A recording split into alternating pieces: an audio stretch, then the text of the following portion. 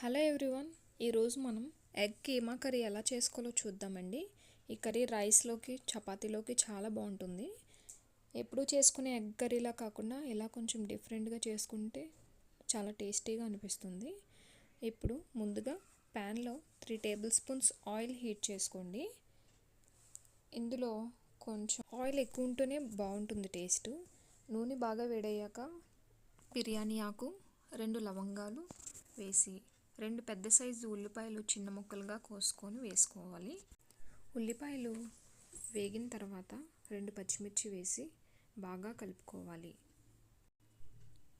బాగా కలుపుకున్న తర్వాత 1 టేబుల్ స్పూన్ అల్లం వెల్లుల్లి పేస్ట్, కొంచెం పసుపు వేసుకొని ఫ్రై చేసుకోండి. పసుపు అల్లం వెల్లుల్లి వేగాక 2 పెద్ద సైజు టమాటో ముక్కలు వేయాలి.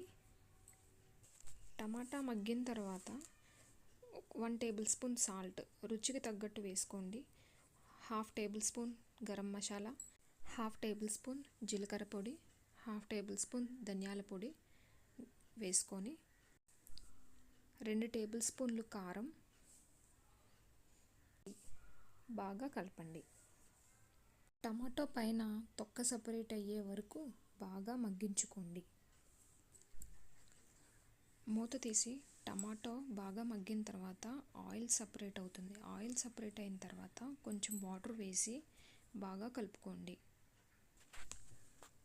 టమాటా బాగా మగ్గిన తర్వాత ఇప్పుడు ఉడికించిన ఎగ్స్ని తీసుకొని కొంచెం మీడియం సైజులో తురుముకోండి.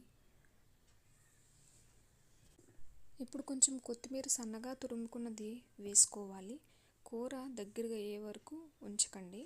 కొంచెం నీళ్ళు ఉండగానే కూర ఆఫ్ చేసేయాలి, లేదంటే కూర చల్లారిన తర్వాత దగ్గరగా అయిపోతుంది.